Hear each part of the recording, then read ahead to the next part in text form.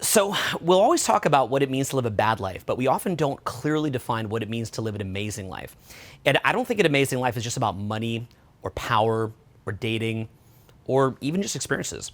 I think an amazing life is a lot more complicated than that. And I think that if we don't clearly define what an amazing life is, we're probably going to come up short. How can you shoot at a target if you don't even know what it is that you're shooting at? Now, my concept of an amazing life, and probably yours, has evolved as I've gotten older. And every single year I refine it and scope it down. And I come to understand a little bit more about the world that we're living in and the problems that it has and the positive impact that it is that I want to make. So what I think has happened on a large scale culturally and socially is that we've lost that concept. And, you know, in some ways we've recreated that concept with just pure consumer capitalism, which I love capitalism, but I think if somebody, you know, I don't want the government to come in and stop capitalism, but I think as individuals, if we're just like, oh, all I care about is capitalism, I don't think that's very healthy. But I also don't think that a lot of our culture has become very healthy recently in 2020 and 2021, when you see some of the absurd lies that the establishment is pumping down our throats, and people just go along with that to be a part of the collective. I don't think that's the answer either. So what I see is on one side with just, oh, money, money, money, money, I don't see that as being satisfying. And as far as just believing a bunch of crap that a bunch of elitists shove down our throats so we can be a part of the collective and think we're a part of the establishment when we're clearly not, not at all for their food, you know, but they'll tell us that you're part of the collective and you're part of the cool kids if you're part of it. That's not the answer either. So what I'm going to try to talk about in this video is what it means to really go after your dreams, live a beautiful life, but also to contribute a legacy, but even beyond that, like a greater legacy, but also just a moment-to-moment legacy. What does it mean to just walk down the street and not be staring into your phone and really, really talk to people and engage with them and put a smile on people's faces? What does it mean to just be a good person, live the life of your dreams, and get to the point where when you're dead, or when you're about to die rather, maybe when you're dead too, you know, you can look back on your life and say, you know what, that was freaking beautiful. And so this video is a really fast-paced and intense intervention on that subject. And that's what I truly live to do, is these hardcore interventions where I completely change your life. And that's what I'm aiming to do here. Now, if you like what we do here, this work that we're about to do together, this little journey that we're about to go on together, what I also want you to do is get to one of the free events. We do free events just like this all over the world. If you live in a major city, there's a very, very high chance that we've been to your city and run a free event. You literally could have come completely for free and just popped over and experienced an event just like this live, met me, pressed the flesh, met other people, networked, mastermind, find other people that would hold you accountable and would hold you to higher standard and think how you think and like this kind of content. You would have had that experience. And I promise you, it would have been a lot more fun than whatever it was that you did that night. Okay, because these events are crazy, totally insane, really intense. The energy is just radiating at them, and they're completely for free, okay? So what I want you to do right now is if you'd like to attend one of these events completely for free, do it now, okay? While things are not locked down, I'm going crazy. Myself and my crew, I'm doing them in a bunch of cities, and my crew, who I've worked together for many, many years, I've worked with them for 20 years, many of them, we actually travel all over the world. We've done these live events in 265 cities and 75 countries around the world, hundreds of thousands of people face-to-face, and it might even be over 1 million right now. We're actually just doing the math lately. We've also taught tens of millions or maybe over 100 million online. Pretty epic, and I want you to be a part of that too. So right now, while it's hot in your mind, right now, okay, because if you can't do this, then what can you do, okay? All this other big dream stuff. Right now, while it's hot in your mind, click the link below. And what you're gonna do is sign up for a free event in your city. And if for any reason we're not coming to your city, here's the next thing that you could do. I also want you to get some in-person interaction. Go to the free call. We actually do a free call. In fact, even if you're doing the free event, do the free call too. Completely free call. What we do is get real person-to-person interaction. Why do we do that? Because if you don't have person-to-person interaction, you don't get results, because this becomes a cartoon or Netflix episode that is briefly entertaining, briefly inspiring, briefly motivating, fires you up for a minute, and then it's gone. So I want to get you on the phone with somebody who's going to hold you accountable and take you through the process. I do this because the more that we do it, just the more, I just find this, the more people who we reach and help for free, the more that our business just grows and grows and grows, because we have a lot of goodwill out there and we want to show you how we can help your life. So click the link now for the free events and also for the free call. I'd recommend that you do both. You're going to thank me later for doing that, because it's going to put you on a trajectory to success. And in the meantime, let's talk right now about your success. We're going to go very, very deep on what it means to live a truly beautiful and incredible life. Buckle up. Let's go. So when I say I'm not a money-focused guy, even though my business might do $1 million a month in revenue approximately, just depends on, you know, the month or the year or whatever, what's going on. But you know, you hear that, you're saying like, wow, you know, you have $1 million in your shopping cart this month, Owen, doing like, you know, a little bit of like coaching. That's crazy. You're like a successful coach. But you got to understand that like in my world, in the world that I come from, that's like, I'm like a starving artist. Like in my peer group, I'm viewed as a starving artist, okay? In my peer group. Because that's how they view me. They're like, oh yeah, Owen's like this weird, like quirky art guy who just like, he cares more about his art than his money. But that's even at that level, okay? Because I like teaching. I like making videos. Like, well, you know, while my friends are building their businesses, I'm off in Montana, in the mountains, crying into the camera, you know, doing some kind of fancy schmancy video, right? But they look at that as idiocy in their world because I'm just making art. They don't view that like money making, because if you can't make 100 million or a billion, it's a waste of time. That's how they see it. So they're looking at it from a framework of working on the business, not in the business. So an example would be anybody who they hire, they don't just hire somebody, they're creating manuals and processes and systematizing those and making it to where it's like whoever's working there is a cog in a machine who, if they had to ever, part ways with, they can pull them out and put another cog in the machine. And the ultimate sale that a business owner is creating is what? Do you guys know? Pretty simple stuff, but you might not know. Selling the business. Yeah, selling the business itself.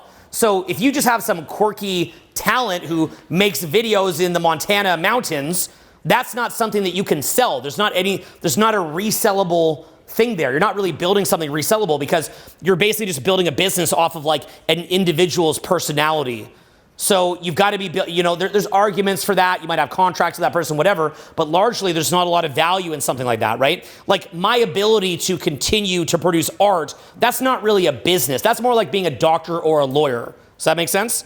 Like even a doctor or a lawyer who's making $500,000 a year in like personal take home, that's not, by an entrepreneur's standards, that's not viewed as a business. That's viewed as like a really good job. It's viewed as a high-paying job. Even if you have your own practice, that's viewed as a high-paying job. That's how they see it, okay? So I'm saying this to you not so much to get you thinking about building a giant business. That's really up to you. I'm saying it to you to put into your paradigm that if you're around people who think like that, all of a sudden, notice that even just me saying that, a touch, you're probably already rethinking everything you're doing. You're like, what? You maybe have a regular job. You're like, what? I thought this was normal, right? I thought this was normal. Well, you're seeing there's a different level of normalcy. And you're thinking like this person who's doing this is different from you. No, that guy also has diarrhea when he eats the wrong food. That guy also maybe snores. That guy also has bad habits. That guy also daydreams about nonsense. Like he's a knucklehead like you, or she is a knucklehead like you. They just hold themselves to a different focus and standard in a particular area of their life. That's it. They basically just read the books, learned how to do it, and went and executed it. So it's the same thing in dating, social skills, lifestyle, happiness, whatever it is. There's just different tiers or levels or paradigms that people are operating from, and they see the world differently, right? Like in relationships, again, if you're around a bunch of people who are, unhappy with their spouse and they deal with a lot of BS, that's just normal. Oh, happy wife, happy life. I guess just keep her happy. Just say whatever you have to say. I know a lot of men that I meet out that literally will say like, I just want to keep my wife happy. Like you can tell they're broken. They are physically broken to where they will just shut up and toe the line. Like that's what they've learned. They have learned that surrender and towing the line is the answer. In 2020, we're seeing that at a high level. People are just duck their head down and just, all their common sense is telling them that, there's a bunch of nonsense happening, but they're just so much in submission. They just view it like, well, if you just sort of do what you're told, just, happy establishment, happy life. And they're just like, literally, that's where they're at. Just, mentally, that's just where they're at. And so, which maybe that'll get them a little more time, but in the end, that's not going to work. That's not going to pan out because it's just a law of evolution. The law of evolution is that any force is going to keep pushing until there's a boundary. That's the law of evolution, right? So, if the system is acting bad and then the public's okay with that, it's just going to keep the needle's just going to keep moving forward until the public's not okay with it. Like they're going to keep taking more and more and more as you've seen what's happened. They're just going to keep going. They're not going to stop. They're not going to stop. There's no point where like enough's enough. They will never ever stop. Okay. Look, I had it once. I lived in the Runyon Canyon. I lived in that mega huge house up at the top there, right? And I had a good buddy, a great guy. I love this guy to death. Actually, I'm not mad at him at all. But again, even good people do this. Like he's a good guy. And he was like, hey, would you mind if I had a friend just crash here? He was staying at my crib for a bit. He said, hey, could I have another friend crash here? I said, sure. Then he said, hey, do you mind if I have another friend that could crash here. I said, sure. By later, like a month or two later, he had 6 people crashing, like full time in my house, even though he was staying as a guest. Finally, by the end, you'd think that at 6 people, he'd stop, right? No. By the end of it, there was 50 people crashing in my house. It looked like a refugee camp. There was people under the pool table, people on the pool table, and he's one of the nicest guys I met in my life. It is human nature that we will keep looking for a boundary, and if we don't find a boundary, that energy will keep moving. It's why we don't have tails anymore, right? It's like if you don't need it, you stop doing it, and then if you do need it, it gets amplified. That's part of the nature of DNA and the nature of life. So what you got to understand is like, you generally speaking don't have the kind of feedback that you need to be successful, because if you're around your friends that are mediocre or low level, they're also not going to challenge you and you're never getting blowback. So you're all co-reinforcing and co-enabling each other to be operating at that standard. Instead, what you want to be doing is you want to be operating at a higher standard and get higher standard people around you. And then naturally, just like how my buddy, who I love to death, naturally just went and, he put 50 people in my house. You want to be doing like the opposite of that. Unless that's your goal to put 50 people in my house or someone's house or something, but you see the main idea here, right? So that's basically how it works. Like, for example, say that I have friends staying here. If I don't say anything about the dishes, there's not just going to be a couple dishes on the kitchen, right? There will be like every dish that I own covered in food, and then that food begins to rot, and then mosquitoes will go there, and then people will just avoid the kitchen altogether while the whole thing is covered in crap, and no one even goes near it if I don't say anything. And then the bathroom will get covered in feces, and that won't get cleaned either. Nobody's going to just step up and be like, oh, I'm just going to go randomly clean the kitchen. I'm just going to go randomly clean the bathroom. Yes, it'll happen on occasion, but it's rare. So human nature as a whole is realizing that, like, you're not as conscious as you think you are. You're almost like this like weird amorphous blob that's just sort of almost like water, just sort of feeling where the edge of the bowl is, right? And you're going to kind of fill in wherever the edge of the bowl is. So if you can get away with things and you don't get any blowback, you're just going to keep doing that. You're going to keep getting away with it more and more and more, right? And then the things that you get optimized or gamified or metricized, things that you're being judged on or evaluated on, that stuff's going to be on freaking point. That's life. It's like if you just don't lift weights, then your muscles will get saggy. If you crank them every day, they get big. That's just reality, right? And that's every aspect of who you are. So the point of personal growth largely is to get around people that are going to hold you accountable and that are at a higher paradigm and a higher standard. That's a big number one main point of personal growth. The other main point of personal growth is that psychologically, your brain can't even resonate with the paradigm that you are not ready to receive. Does that make sense? Like, there's a level of thinking that your mind can't register. A lot of what I talked about with my buddy that had a $75 million company and then he got it up to $300 million, you've got to understand that I can show you directly now the exact steps to do it, but your brain will not let you hear it. Does that make sense? Think about what implications this has for things like far extreme examples of communism and socialism, by the way, where they're like redistribute wealth. You've got to understand, if you give money to somebody whose paradigm is not at that point where they're ready to receive that money, the money will actually set them back. It doesn't set them forward, it sets them back. You've got to be aware of that. That's why I can't stand people who want to basically just be like, oh, I'm good. Oh, I'm helping people. But they never actually stop to see the real impact that their so-called help is actually having. I'm in the lifestyle of really making an effort to help people. But what that means when I'm trying to really help people is I don't just like give you a sandwich and go, look, I helped someone. I'm good. I helped someone. I'm good. I can't stand that. No. Why don't you wait and actually watch what impact the help that you gave did? For example, I let my buddy have someone over at the house. Did that really help him? No, because by the end of it, there's 50 people there, and then now we're not even friends really very much anymore. Okay, it didn't help him. That was not really help. Me letting 50 people stay there, did that help those 50 people? No, they all were wasting their time. They weren't going out and getting off their butt, right? I was traveling a lot, so I was like, well, I don't know, people want to use the house while I'm traveling. Like, I was like on tour, just like doing all this stuff. I was kind of happy at least somebody was getting value to the house. But in the end, when you've got like a crack den sitting there, like some weird, bizarre, weird fest like that, there's no crack there, but nothing I'm aware of. But my point, it's like a minor refugee camp, like in the first world. Literally, like, that's not helping anything. Okay, you know how you help people? You educate them, then you educate them to be self-reliant, and then you try to help to hold them accountable, and then you try to encourage them to hold each other accountable, and you teach them real skills, and you follow up and you see what they did with those skills so that they can build an actual life and there's a stable structure. You don't make them dependent on you and think that they're victims. Because the problem even with victim thinking, you want to know the main problem with it? Yes, it makes you feel like it's not your fault, which is nice, and it may well even be true. It probably is even true. Probably a lot of you in this room have been victimized. I get that.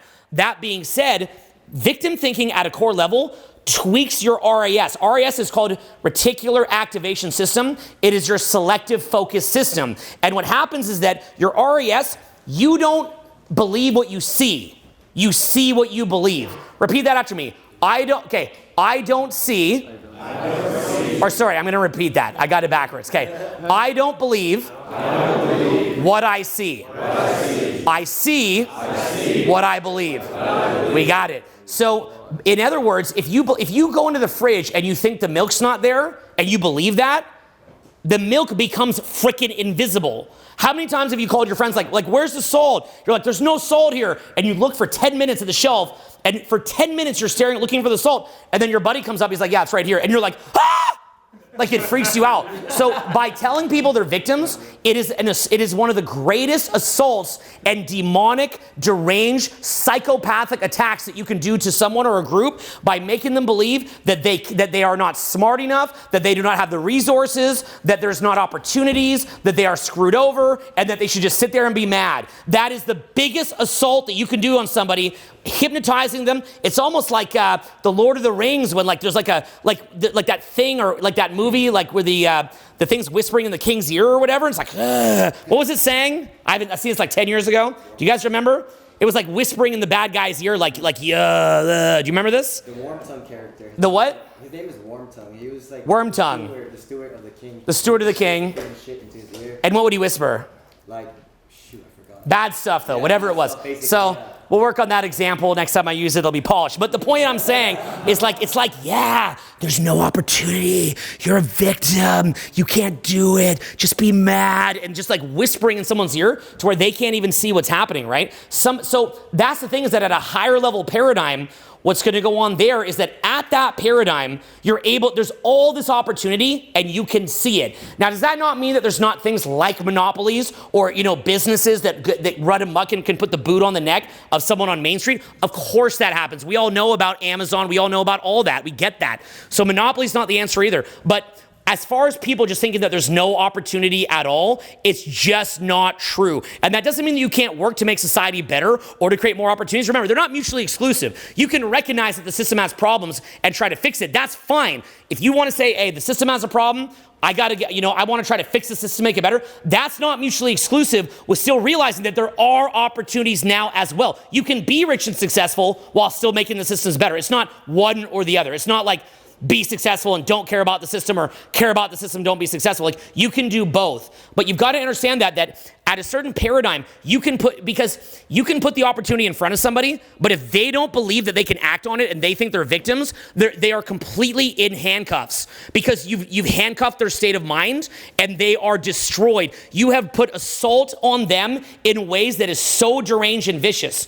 So always remember, anything that you hear when someone says they're trying to help the world, ask yourself the following things. Number one, what is the actual statistical, the stats on how much this really helps? What are the actual stats? What are the stats on the wrong that they're trying to right? On this wrong that they're trying to right, what are the actual stats? And by the way, when you look up the stats, also look up if the stats could be faked, because people with different agendas will fake the stats. So first you look up the stats, then you look up where the stats could be faked, and that's a massive issue right there.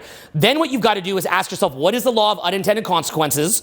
And ask yourself, in other words, you're trying to help, and it seems to initially help, but what is the long-term play? Let me give an example.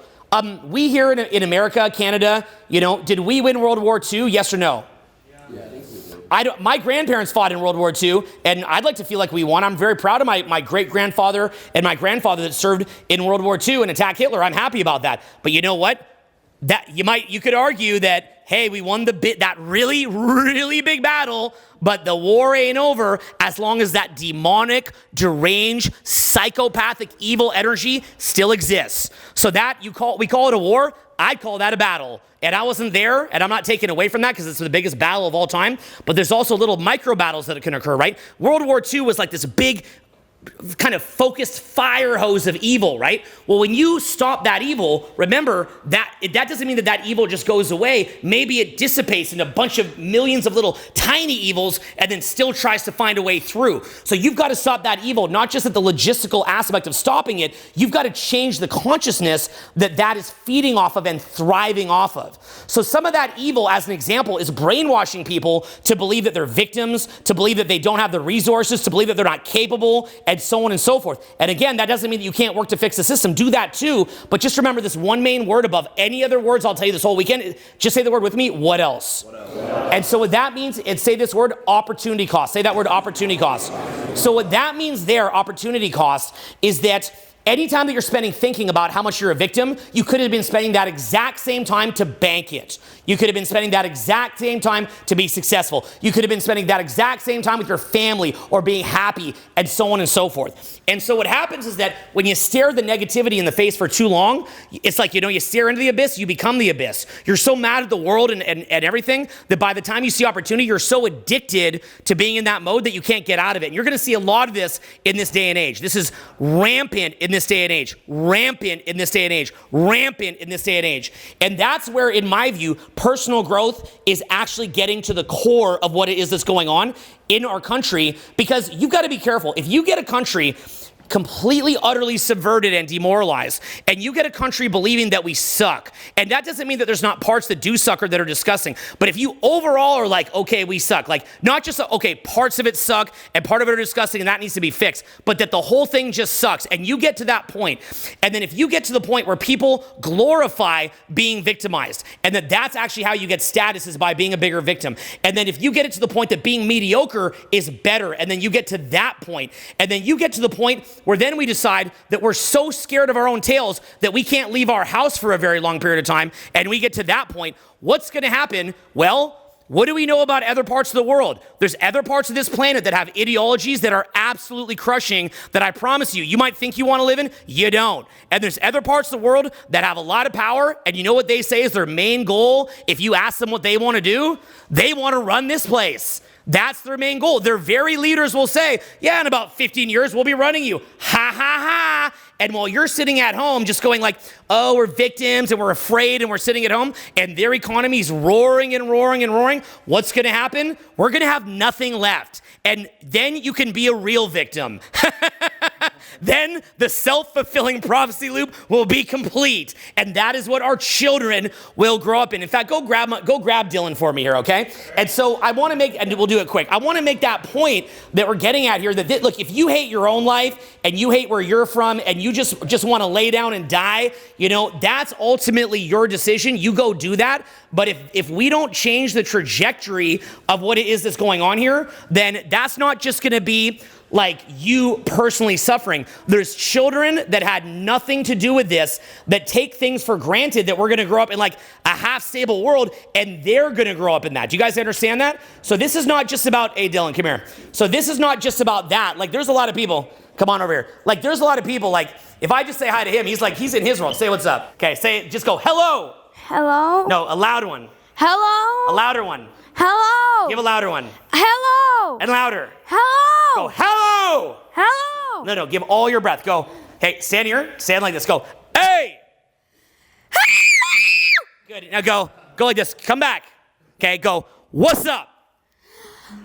What's up? Okay, go, what's your name? What's your name? Okay, very good. Give me a hand for that, guys. Okay. Go on, okay? Where do I go now? Yeah.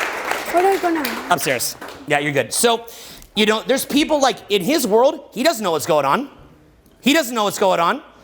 He doesn't know what's happening. He's just going about his life, right? So keep that in mind, that your mission, okay, is both to build your own life, but is also to be a shining example for people who think that their life has to be crap.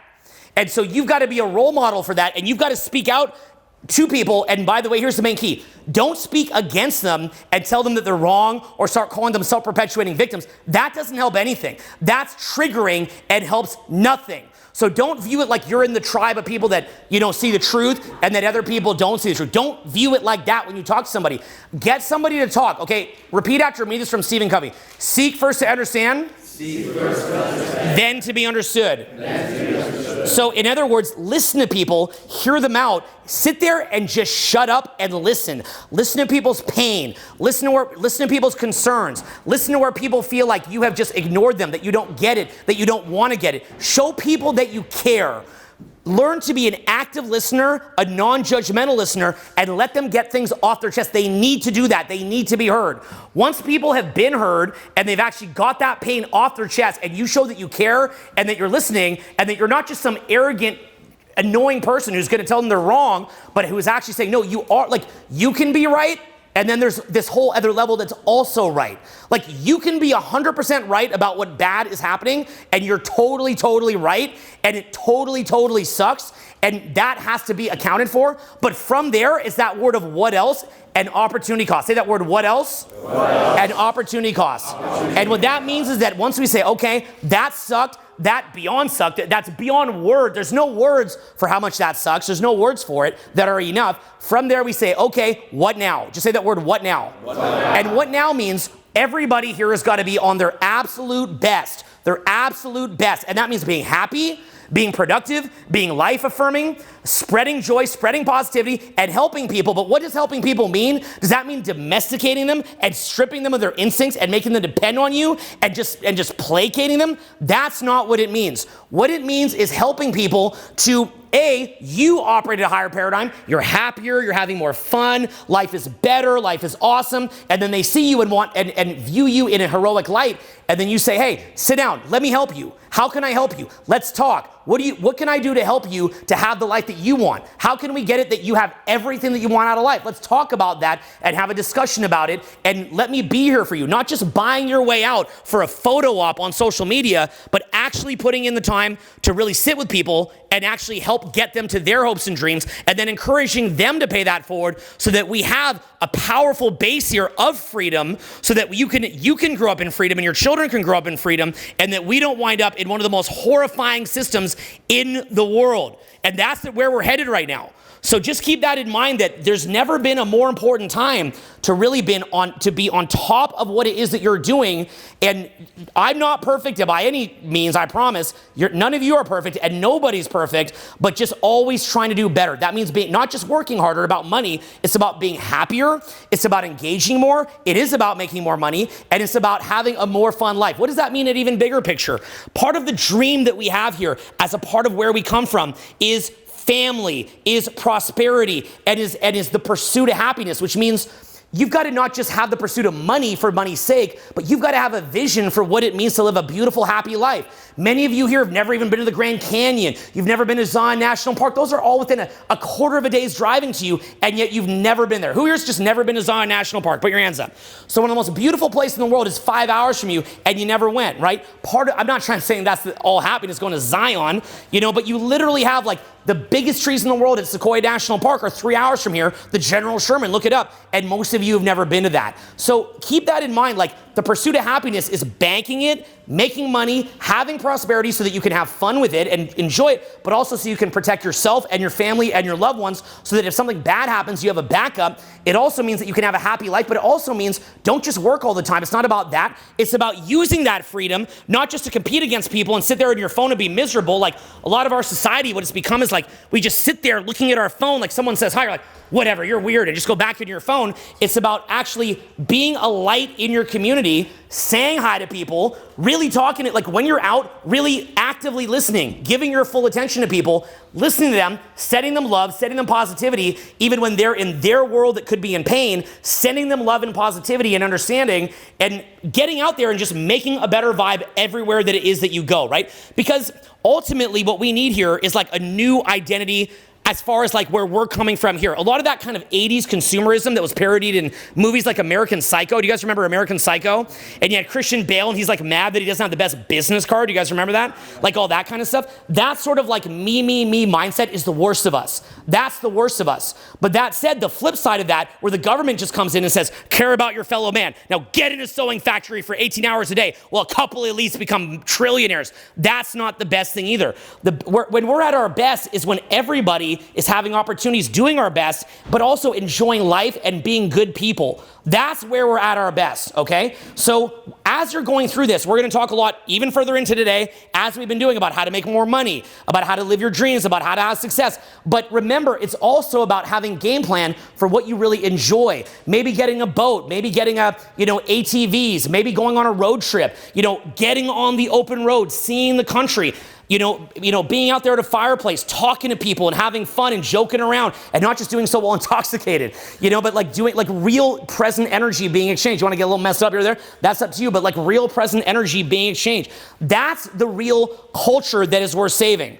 You know what I'm saying? Like that's what's worth preserving and saving. And all of us here, we've got to show that, where we're coming from is the right way. And if we're just going to be purely selfish about ourselves, then all that we're showing is that we're corrupt and dark and evil. And also, if we're going to be victims, that's not the answer either, because then it just says that we suck and that we should just be taken over. So what we're talking about here is, again, prosperity, family, happiness, life experience, and getting after it, okay? And then really innovating, coming up with new innovations, working hard, working collaboratively, and even competing, but in a way that's healthy. I love healthy and fair competition because that motivates me to be at my best, and it encourages me that if I'm not serving society best in that area, to find a different lane. And that's where that's healthy as well. So I want you guys to think about that. That's the arena that you're playing in here. The world's in trouble right now, and we're seeing that. But that's the arena that we're playing in here, and that's just kind of me putting my 2 cents out. That's me putting my 2 cents in the pot. And everybody's going to have different ideas. And just because I'm articulate or whatever doesn't mean that I'm correct about everything, because I'm not. And I promise you can find a lot of dumb things I've said in my life, a lot of dumb things I've done in my life. But this message here specifically, let that land in your mind. Let that land in your mind, okay? Open yourself up to it and ask yourself what kind of person it is that you want to be at the end of this event, okay? So what I'm going to do is I'm going to be going into a lot of different stuff about prosperity tonight. But what I want to do as we go into this is I want you to talk right now within your groups about really what it would mean not just to live a great life as far as banking it and being in your own selfish little world, but what it would mean to be a living luminary and role model. And by the way, not just when the cameras are on, but who you are behind the scenes, who you are truly in your relationship between you and God, where you're at. So I want you to get together in your groups now. We're going to go into a lot of money-making stuff about how to make stupid amounts of money and about how to build an amazing good life. But I want you to talk within your groups within that context of what we talked about now, how we're going to begin to be examples for people and for the world so that we can have this party keep going, because we're in a pretty good party. There's things wrong with it, but there's a lot good about it too. And I don't want to throw out the baby with the bathwater. So how we're going to keep this party going and make the next generation the best generation that this country's ever seen and this end of the world has ever seen. This could be the best generation, because what we've seen now is the consequences of a lot of our passiveness, haven't we? We've seen that, right? A lot of that kind of end of the empire kind of vibes, right? Like end of Rome kind of vibes, the hedonism and all those little signs of the end of something good. We've seen that. But the upside of that is that a lot of people are waking up, and this really could be the best generation. The best is yet to come, but we have to be those role models, okay? So hop up now, talk about it amongst your groups, and we're going to go way, way deeper on this night, okay? Strap in, stand up now, and let's get this in your group. Bring energy, and we're going to have some very, very powerful discussions.